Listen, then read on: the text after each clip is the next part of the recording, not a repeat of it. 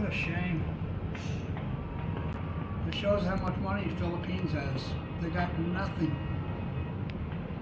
They got nothing.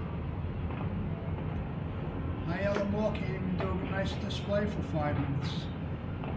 Melbourne does for half-hour display. Every building in the fucking place is lit up. Sydney is huge. This is shit.